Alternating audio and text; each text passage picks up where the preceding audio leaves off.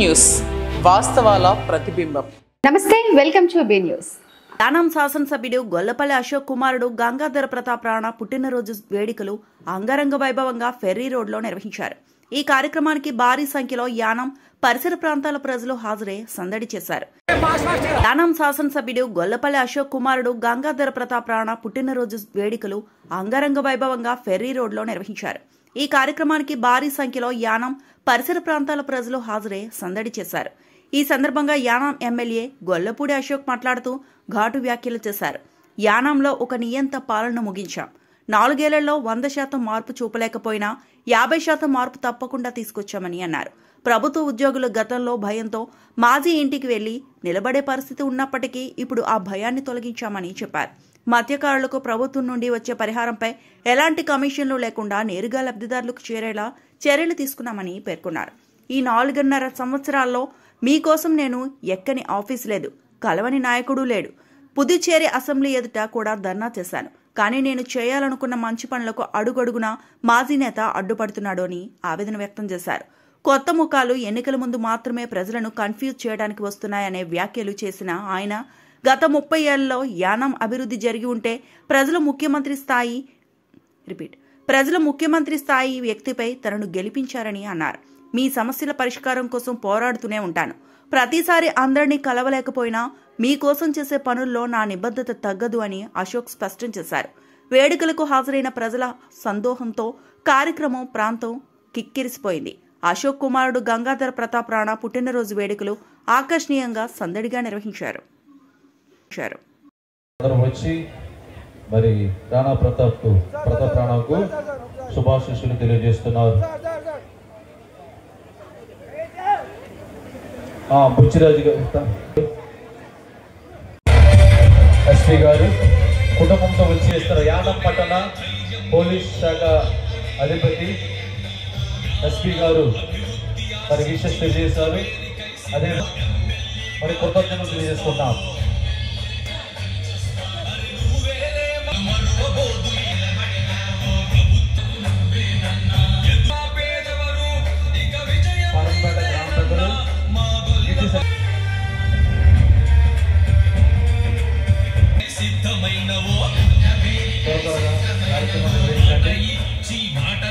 భోజనాలు చేయండి, అందరూ భోజనాలు చేయండి.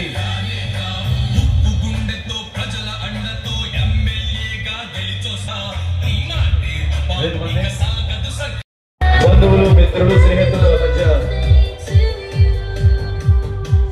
వేదిక మీదకి ఒక వైపు నుంచి ఎక్కండి, ఒక వైపు నుంచి దిగండి.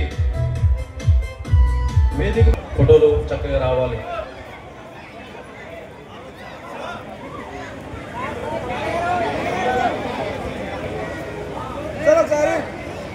వేదికకు ఒకవైపునే ఎక్కండి, క్రమంలో వెళ్ళండి. ఎంతో మంది నిరీక్షిస్తున్నారు నిలబడిచి.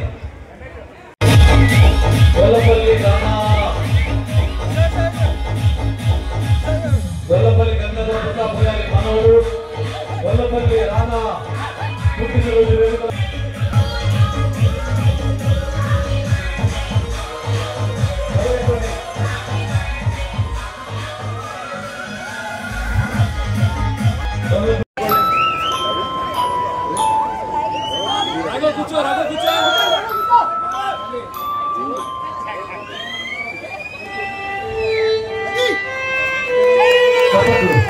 తప్పట్లు అందరూ కూడా. గొల్లపల్లి రాణా తన మొదటి కేకుని కట్ చేస్తున్నాడు. తల్లిదండ్రుల సమక్షంలో శ్రీనివాస్ అశోక్, లక్ష్మీ స్నేహ సమక్షంలో కుమారుడు కేక్ కటింగ్ చేశారు. తండ్రి గారు మనం ముట్టించారు.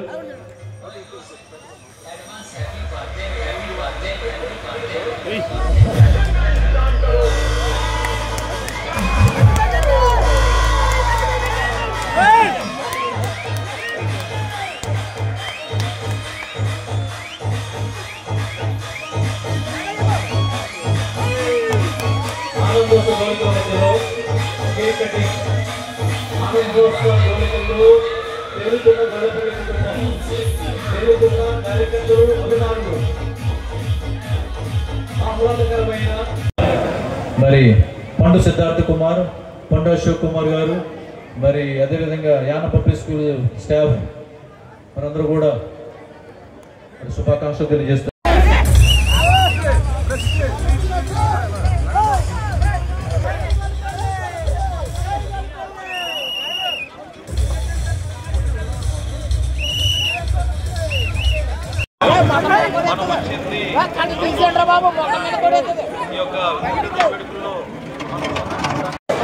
మాట్లాడతారు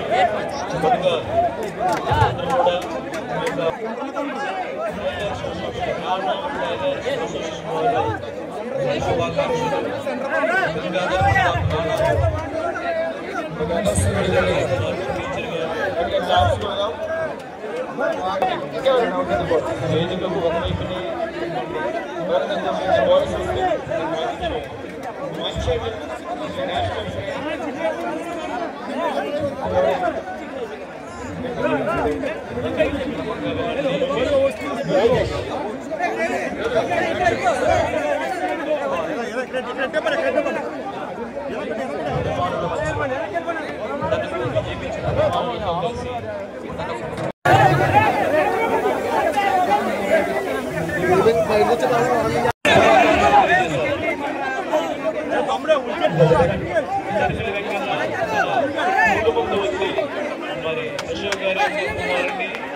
చిరంజీవి ఆస్వాదించారు.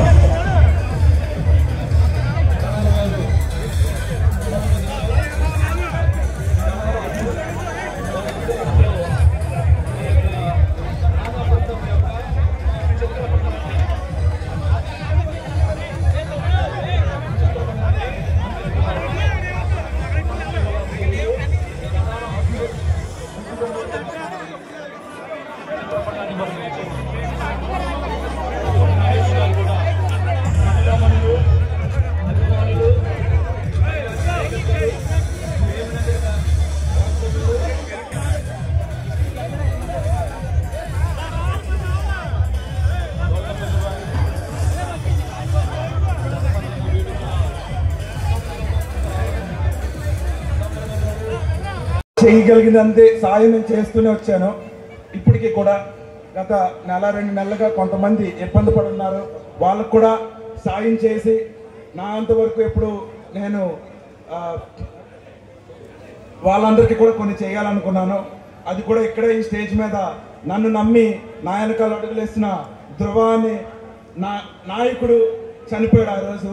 అదేవిధంగా దర్యాలతిప్పలో, అదేవిధంగా మెట్టకూరు దొమ్మేటిపేటలో దొమ్మేటి కృష్ణ అనే వాళ్ళ ఇద్దరు కూడా చిన్న చిన్న పిల్లలు. కుటుంబం చిన్నభిన్నం అయిపోయింది. వాళ్ళకి సంబంధించి వాళ్ళు పెద్దలు పైకి ఎదిగే వరకు వాళ్ళకి ఎదిగొచ్చేటప్పటికి 6-7 లక్షల రూపాయలు ఒక్కొక్క కుటుంబానికి చెందే విధంగా వాళ్ళకి అన్ని చేసి పెట్టాను. అదేవిధంగా వాళ్ళకి సంబంధించి కొన్ని ఇక్కడ మనకి సమయంలో ఎంపీ హరీష్ గారు వచ్చారండి, ఎమ్మెల్యే బుచ్చిరాజు గారు కూడా ఇచ్చిస్తున్నారు. మేము చదువుకున్న దానికి, మేము పనిచేసే దానికి పేద ప్రజలు మా దగ్గరికి వస్తే చేయడానికి మేము రెడీగా ఉన్నామనే స్థితికి ఈరోజు వాళ్ళు రెడీగా ఉన్నారు. మొన్నే చాలా మంది కొత్తగా యువత కూడా ఉద్యోగాల్లోకి వచ్చారు. యానం అమ్మ అభివృద్ధి చెందే దానికి రెడీగా ఉంది. ఈ రోజు వరకు నేను స్టేడియం కట్టాను, ఇక్కడ బొమ్మ కట్టాను, అక్కడ దెమ్మ కట్టాను అనే పరిస్థితి కాకుండా మీరు కోరుకునే అభివృద్ధి పలానా కురసంపేటలో, పలానా దర్యాలదిప్పలో, పలానా కనకాలపేటలో, పలానా సావిత్రి నగర్లో మీరు ఏం అడుగుతున్నారు, పలానా గిరియంపేటలో మీరు ఏమైతే కోరుకున్నారో అది చేయడానికి నేను ఉన్నాను తప్ప నాకు వచ్చింది పిల్ల అడిగిందని చెప్పి ఈఫిల్ టవర్ కట్టాను, నాకు ఇంకోటి అనిపించిందని ఇంజనీరింగ్ కాలేజ్ కట్టాను. కానీ ఆ బిల్డింగ్లన్నీ కళ్ళకే కనబడతాయి తప్ప వాడుకోవడానికి పనిచేయవు. ఇటువంటి అభివృద్ధి మనకి అవసరం లేదని చెప్పి ప్రజలందరికీ కూడా అర్థం చేసుకునే విధంగా ఉంటారని ప్రతి ఒక్కరిని కూడా మనస్ఫూర్తిగానండి తెలుసుకోవాల్సిన బాధ్యత ఉంది. 4 ఏళ్ళు ఎమ్మెల్యే వచ్చాడు, ఇది ఇప్పుడు ఎందుకు మాట్లాడతాడు అని అనుకుంటారు. కానీ 4 సంవత్సరాలు నేను చెప్పాను, 8 నెలలు నేను ఆగాను. అంటే నా మీద కోపంతో సీఎం గారు చేయట్లేదేమో, పలానా కృష్ణారావు గారి మీద ప్రేమ ఉంది కదా పోనీ, గత జరిగిన 8-9 నెలల్లో నా పేరు వద్దు, నా శిలాపలకమే పడకూడదంటే యానంలో ఇప్పటికొచ్చి అది పడనివ్వకుండా చేద్దామని అన్ని ప్రయత్నాలు చేశారు. నాకు ఒక ఆఫీస్ లేదు, దానికి సంబంధించింది ఏమీ లేదు.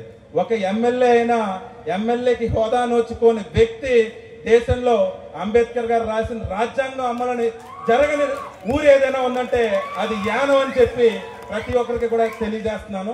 దానికి కారణం ఏంటి అంటే ఒక తరం పోయినా మళ్ళీ తరం నేను వచ్చాను.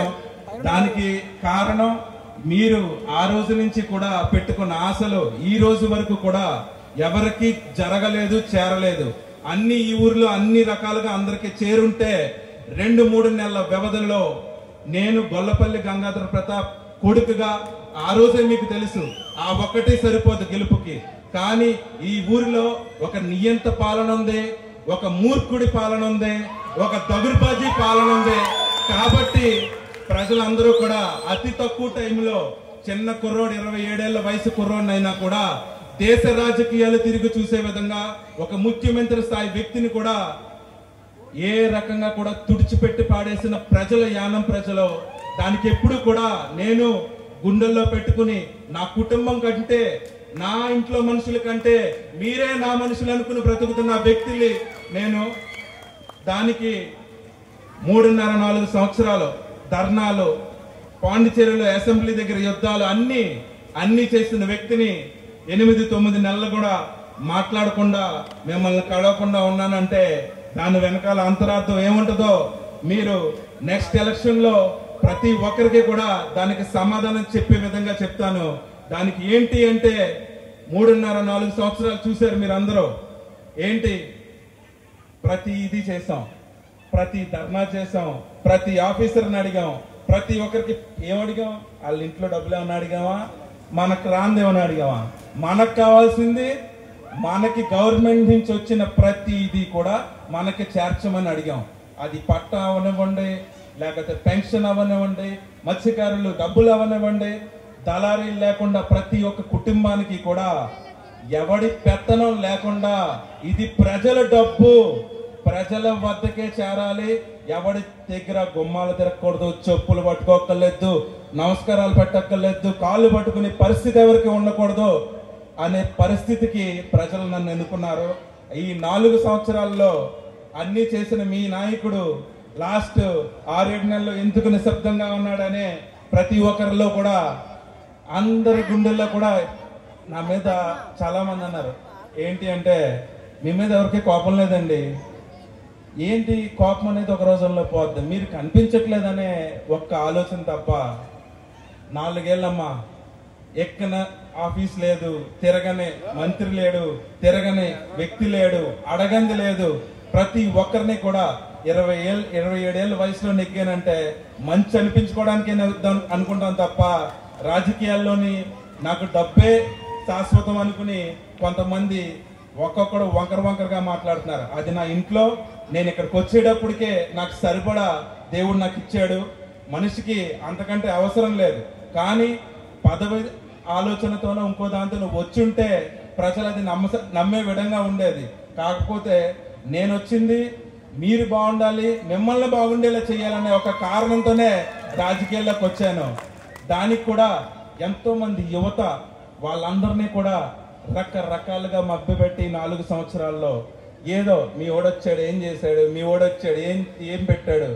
అమ్మా నేను వచ్చాక ఒకటే చెప్తున్నాను, స్వేచ్ఛ వచ్చింది. ఒక గవర్నమెంట్ ఉద్యోగి ఎవడి కాళ్ళ చేతుల దగ్గరికి వెళ్లకుండా అతను పని చేసుకుంటున్నాడో మీరు అతన్ని ప్రశ్నించే విధంగా ఉంది. అతను భయపడకుండా ఏ ట్రాన్స్ఫర్ నన్ను ఎవడో చేసేస్తాడో అని గుమ్మాల దగ్గర తిరగకుండా ప్రతి ఒక్కరూ కూడా 100% పని అయిందని చెప్పట్లేదమ్మా, కానీ 50% అయినా మార్పు అనేది యానంలో జరిగింది. ఈ రోజు 4-5 పోటీకి వచ్చేస్తున్నారంటే ఒక కారణం ఏంటి అంటే ఆశ కొత్తగా. మరి నేను పోటీకి వచ్చినప్పుడు ఎందుకు రాలేదు ఎవరోనే?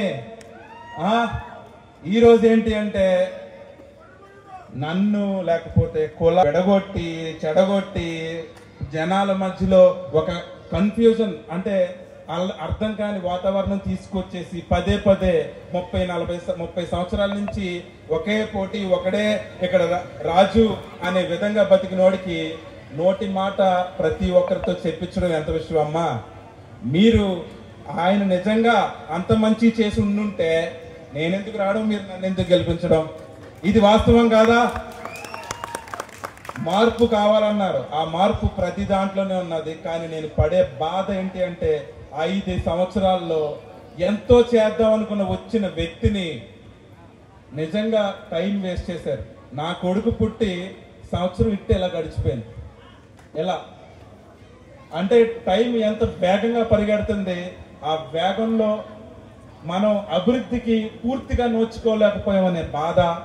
పేదవాడిని ఒక గవర్నమెంట్ హాస్పిటల్కి వెళ్తే వైద్యం కాకినాడకు వెళ్లకుండా ఇక్కడ పూర్తిగా అందించే విధంగా చేస్తానని చెప్పి నేనే ఈరోజు ఒక గవర్నమెంట్ ఎంప్లాయీ అయినా అతనికి సమస్య వస్తే మన యానంలో పనిచేసే ఒక ఉండే ఒక గవర్నమెంట్ ఉద్యోగి కానీ ఒక పెద్ద వ్యాపారవేత్త కావని ఒక సగటు మిడిల్ క్లాస్ వ్యక్తి కూడా ఆ హాస్పిటల్కి వెళ్ళడం. అది వాస్తవా కాదా?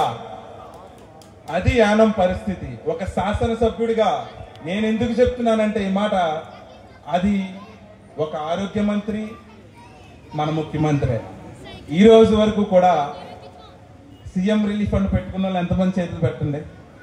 గత 10-15 సంవత్సరాల నుంచి కాగితాలు అరిగిపోయేలాగా కాళ్ళు అరిగిపోయేలాగా తిప్పిన ఇల్లు లేదు, తిప్పిన ఆఫీస్ లేదు. అదే కాగితాలు తీసుకుని మీ సొంత బిల్లులు కూడా దగ్గర పెట్టుకున్నారు. ఈ 5 ఏళ్ళు కూడా నాకైతే సీఎం గారికి నేనంటే కోపం పోని, మన మాజీ గారికి అయితే మరి జోబులో వ్యక్తి కాబట్టి ప్రతి వ్యక్తికి ఎంతో కొంత నాకు ఓటేసినోడికి చేయక్కర్లేదు.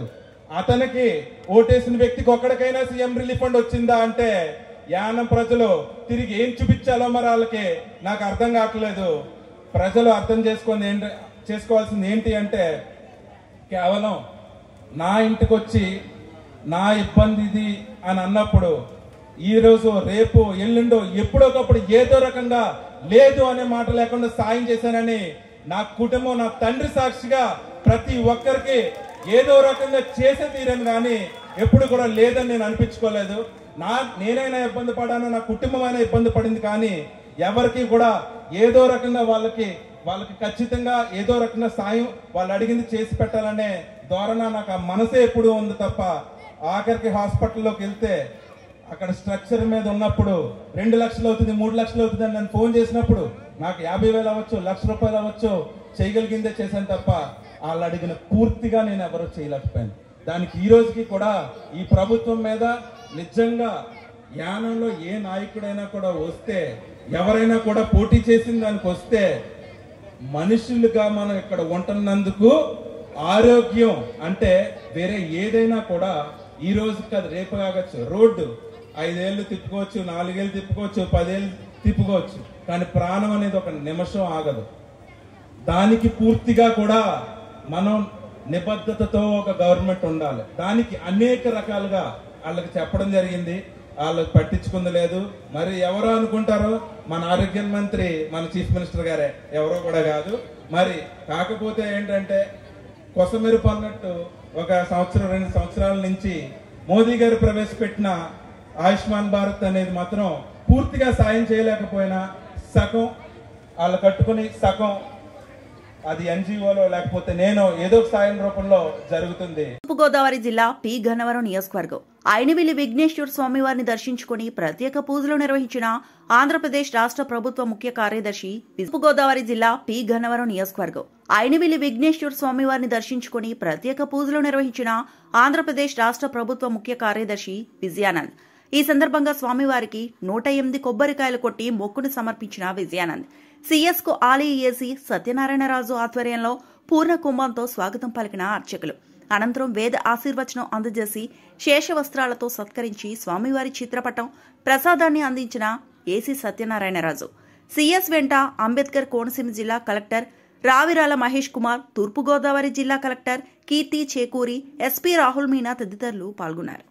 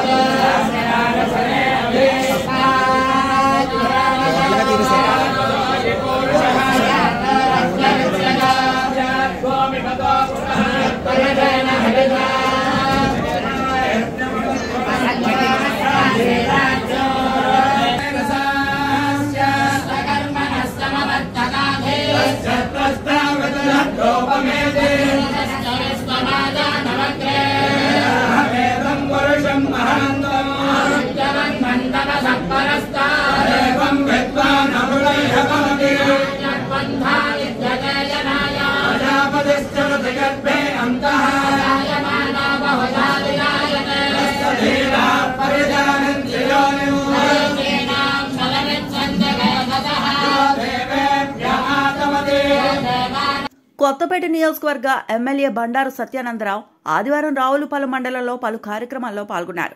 కొత్తపేట నియోజకవర్గ ఎమ్మెల్యే బండారు సత్యానందరావు ఆదివారం రావులపాలెం మండలంలో పలు కార్యక్రమాల్లో పాల్గొన్నారు. రావులపాలెం పట్టణంలో వ్యాపార సేవా కార్యక్రమాలకు శ్రీకారం చుట్టి ప్రజల ఆదరణ పొందారు. మొదటిగా రావులపాలెం సివిఆర్ గ్లాస్ బర్డ్ వద్ద నూతనంగా ప్రారంభమైన క్రీమ్ స్టూడియో ఫర్నిచర్ ఇంటీరియర్ షాపును ఎమ్మెల్యే తన చేతుల మీదుగా ప్రారంభించారు. ఆధునిక శైలి ఫర్నిచర్ ఇంటీరియర్ డిజైన్లతో ప్రజలకు మెరుగైన సేవలు అందించాలని షాపు నిర్వాహకులకు సూచించారు. కొత్త వ్యాపారాలు అభివృద్ధి చెంది స్థానిక యువతకు ఉపాధి అవకాశాలు పెరగాలని ఆకాంక్షించారు.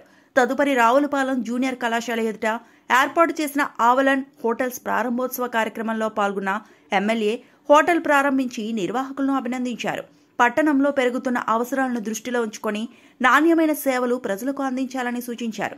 తదనంతరం పొడగట్లపల్లి గ్రామంలో శ్రీ ఉప్పలపాటి జానకీయమ్మ అన్నదాన సత్రంలో ఏవీఆర్ చారిటబుల్ ట్రస్ట్ ఆధ్వర్యంలో నిర్వహించిన ఉచిత వైద్య కంటి వైద్య శిబిరాన్ని ఎమ్మెల్యే బండారు సత్యానందరావు ప్రారంభించారు.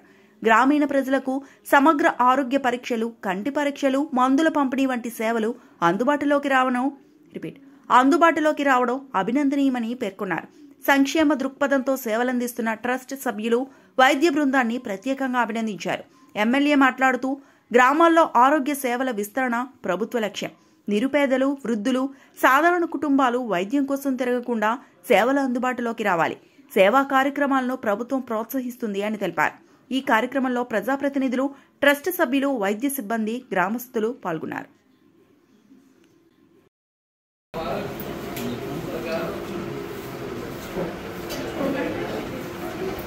ఈ వార్తలు ఇంతటితో సమాప్తం. నమస్తే.